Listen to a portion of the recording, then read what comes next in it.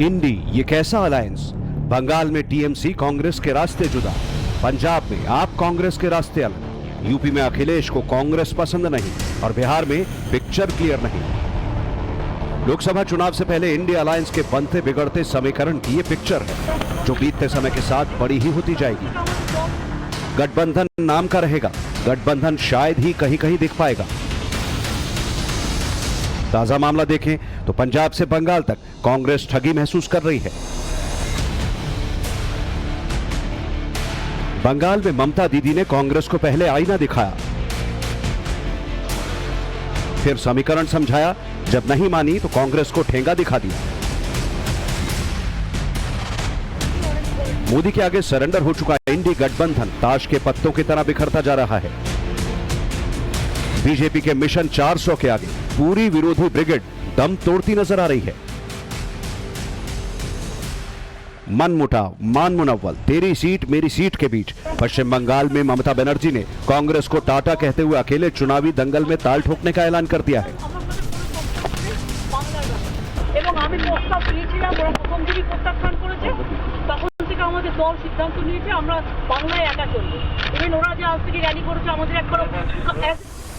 ममता बनर्जी ने बंगाल में अकेले चुनाव लड़ने का ऐलान भले ही आज किया हो, लेकिन इसके संकेत दिल्ली में इंडी गठबंधन की बैठक में मिलने लगे थे। राहुल की ममता से दूरी और लेफ्ट से नजदीकी दिखाकर सियासी पंडित इसके स्क्रिप्ट पहले ही लिख चुके थे। गठबंधन होने ही वाला नहीं था, ये अननेचुरल गठबंधन था और जो होना था वही हुआ, गठबंधन टूट गया। ये एक ऐसा नाव है इंडिया अलायंस, एक ऐसा नाव है ना जिसका कोई माझी है, ना नेता ना नीति है, तो बिना माझी के नाव का जो हालत होता है वो कहीं ना कहीं जाके टकराता है। अपने जहां जाना होता है वहां तो कभी नहीं पहुंचता, तो ही हुआ इस नाव के साथ। पिछले काफी दिनों से सीट शेयरिंग को लेकर टीएमसी और कांग्रेस के बीच खींचतान चल रही थी। दोनों पार्टी के नेता एक दूसरे पर सियासी बाउंसर फेंक रहे थे, लेकिन अब ममता ने यॉर्कर बॉल डालकर कांग्रेस को क्लीन बोल्ड कर दिया है।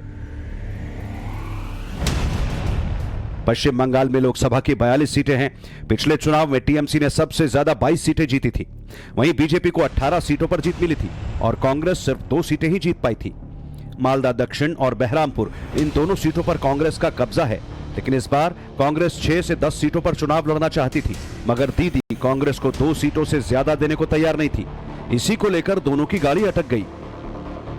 2019 के लोकसभा चुनाव में सबसे ज्यादा सीटें और उसके बाद विधानसभा चुनाव में प्रचंड जीत, इन्हीं सियासी आंकड़ों के दम पर ममता बनर्जी के हौसले बंगाल में बुलंद हैं। जिस न्याय यात्रा का प्रचार करते कांग्रेस नहीं थकती, कांग्रेस नेता जिस न्याय यात्रा को 24 का गेम चेंजर बता रहे हैं, उसी न्याय यात्रा को लेकर ममता बनर्जी ने कांग्रेस को खूब खरी खोटी सुनाई।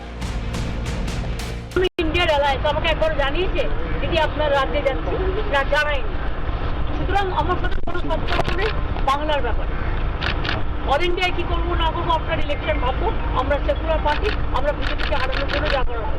ममता जी का पूरा बयान है, हम बीजेपी को हराना चाहते हैं। जब हम लंबा सफर कर रहे हैं, एक लंबा सफर है, रास्ते में कभी कभी स्पीड ब्रेकर आ जाते हैं, कभी कभी लाल बत्ती आ जाती है। इसका माने नहीं है कि हम सफर से हम पीछे हट जाएं। इंडिया गठबंधन का एक बहुत महत्वपूर्ण स्तंभ तृणमूल कांग्रेस। हम ममता जी के बिना इंडिया गठबंधन की कल्पना नहीं कर सकते। हमें पूरा उम्मीद है कि जो बातचीत चल रही है वो कुछ ना कुछ एक मध्य का रास्ता निकाला जाएगा। पंजाब में भी आम आदमी पार्टी ने अकेले चुनाव लड़ने की घोषणा कर दी है। पंजाब के मुख्यमंत्री भगवंत मान ने साफ कह दिया है कि कांग्रेस के साथ कोई गठबंधन नहीं होगा। आम आदमी पार्टी सभी 13 लोकसभा सीटों पर चुनाव लड़ेगी। पंजाब बनेगा हीरो। 2024 में लोकसभा चुनाव में आम आदमी पार्टी के पक्ष में 13-0।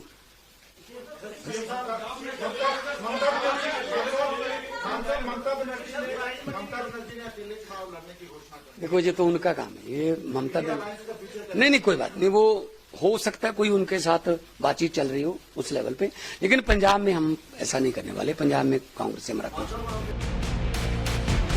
दरअसल कांग्रेस की डूबती नैया में कोई भी सियासी सवारी नहीं करना चाहता।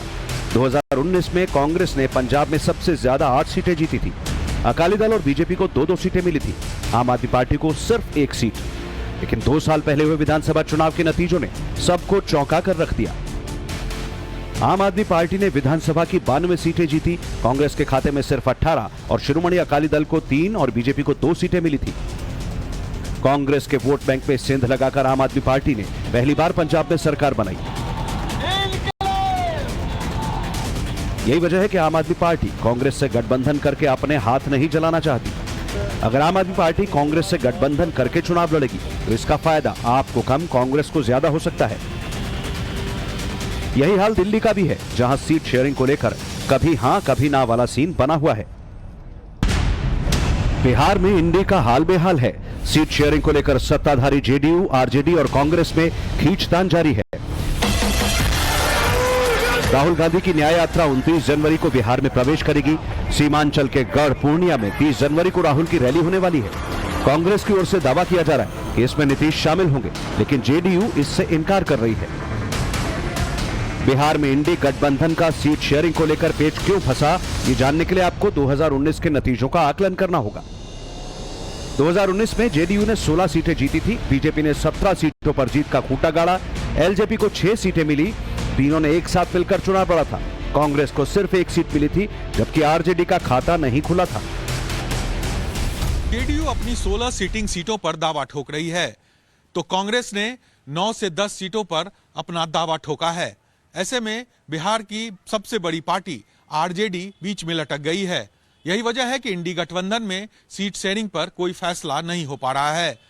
लालू यादव और तेजस्वी यादव चाहते हैं कि आरजेडी को सबसे अधिक सीटें मिले। ऐसे में कांग्रेस और उनके सहयोगी वामपंथी पार्टियों को सीट के लाले पड़ सकते हैं। ऐसे में अगर इंडी गठबंधन को बचाना है तो नीतीश कुमार को कम सीटों पर चुनाव लड़ने के सिवा कोई चारा नहीं है। ऐसे भी नीतीश कुमार को अपनी पार्टी टूटने का खतरा सता रहा है। मंगलवार को अचानक राज्यपाल से मिलने पहुंचे नीतीश कुमार की मुलाकात के भी सियासी मायने निकाले जा रहे हैं। इस बीच पूर्व सीएम कर्पूरी ठाकुर को भारत रत्न देने का ऐलान करके मोदी ने मास्टर स्ट्रोक खेल दिया है। 2007 से लगातार करते रहे, आपसे आगे नहीं बढ़ेंगे, हर साल करते रहे। मैंने 23 तक लगातार बोलते रहे हैं इसको किया जाए किया जाए किया जाए। तो अंत में अब अंत में कल स्थान में उन लोगों ने तय कर दिया, तो मैं धन्यवाद देता हूँ और बड़ी खुशी। और आगे आपको दिखाएं